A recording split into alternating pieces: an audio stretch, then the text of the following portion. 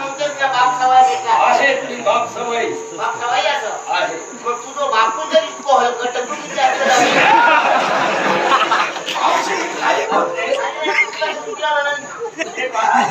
बापापेक्षा सवय असेल बापूची कॉल करत तू असत मावशी तुझ्या हाताने भावाला इच्छा कोणती असू दे मी पूर्ण करेन. काय म्हणतो तू मावशी हा वज्रासूर देण्यासाठी नंतर होईल काय हवंय ते माग वचन देऊन सांग तुमच्यावर माझं भरोसा नाही तुझ्या नाही तुझ्या बापाचं सोडलं आणि वचन असा दे वचनात साक्षी तुझ्या बापाची म्हणजे बापाला साक्ष ठेवावं. हा पुरा नाही केलं तर बापूच म्हणतो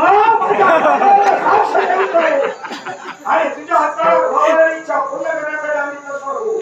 तुझी असेल ती इच्छा हा वज्रासूर पूर्ण धन्य होय धान्य होय धनात आणि धान्याच्या कोणा बोलता आमचा फुकट गावता आमचे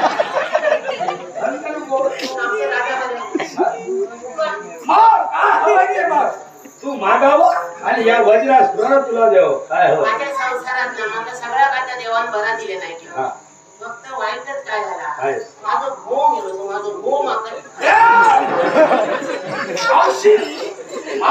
नवरा वाटते तुझा नवरा मेला ना ग आता कुठून आणू मागा काय सांगतो दिलेली माणसं स्वर्गात जातात म्हणतात ना मग स्वर्गात तुझं बापू सांगताय का सोडून सांग पूर्ण होणार नाही ही इच्छा. मला सांग बाबाची साक्ष ठेवलंस आणि वचन दिलंस आणि वचन जर पुरा नाही झाला असता तर तुझं बापूच मोरतोला देता का बापाला साक्ष ठेवले हा, मग मावशी मला सांग याच्यावर काय मार्ग आहे का?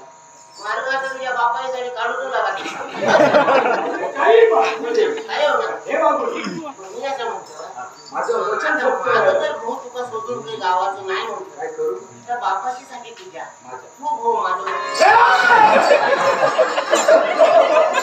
मागा काय तू काय